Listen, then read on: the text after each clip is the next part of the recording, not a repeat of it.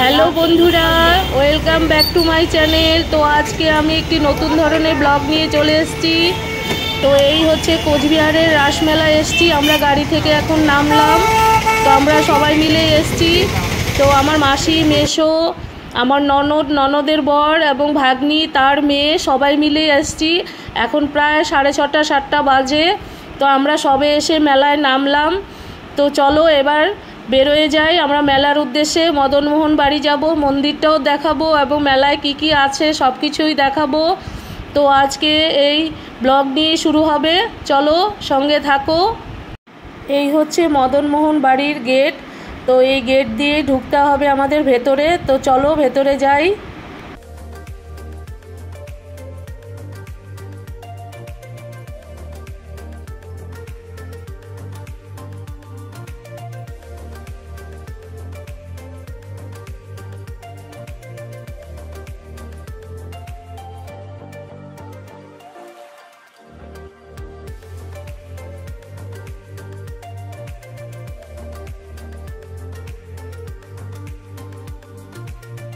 এই হচ্ছে রাস। তো এই রাস ধরেই আমাদের ঘুরতে হবে। সবাই ঘুরছে দেখো, তো আমরাও ঘুরে নিলাম ধরে।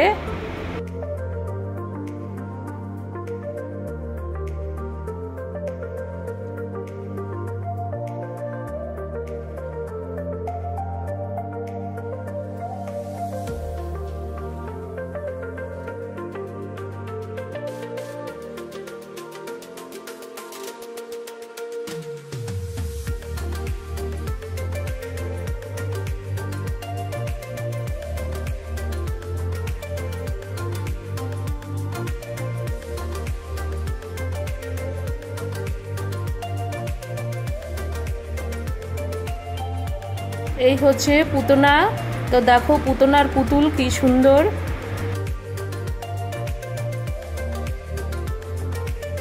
এখন আমরা মদনমোহন মন্দিরের দিকে যাচ্ছি।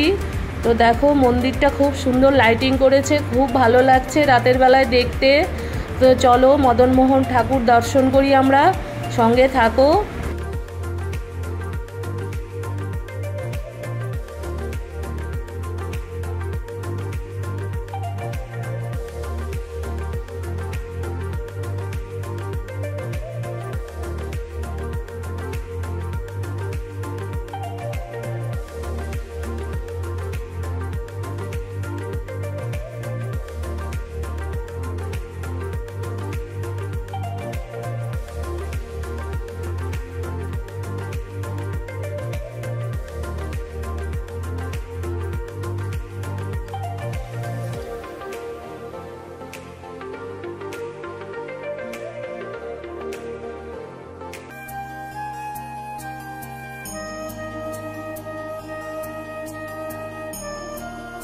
এই হচ্ছে মদনমোহন ঠাকুর।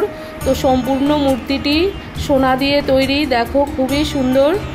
এই মদনমোহন ঠাকুর এর জন্যই কোচবিহার বিখ্যাত। সঙ্গে আছে কালী মূর্তি, আমাদের কালী ঠাকুর দেখো।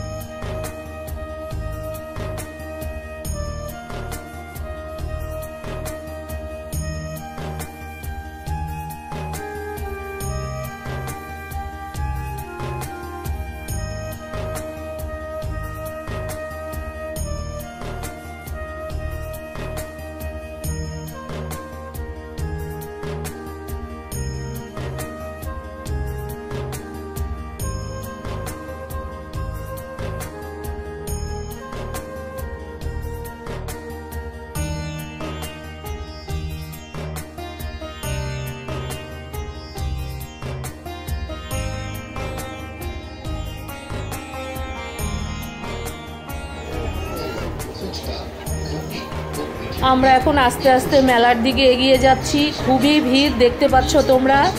তো আমরা এখন মেলার ভেতরের দিকে যাচ্ছি। তো চলো।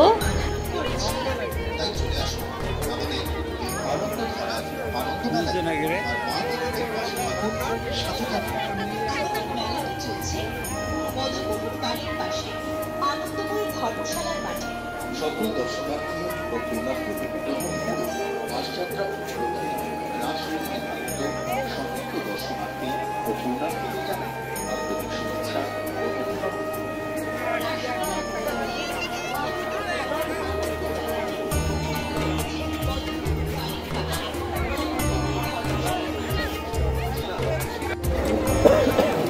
এখানে 100 টাকা করে ব্যাগগুলো খুবই সুন্দর, তো ভালো লাগলো, তো দুটো ব্যাগ নিয়ে নিলাম।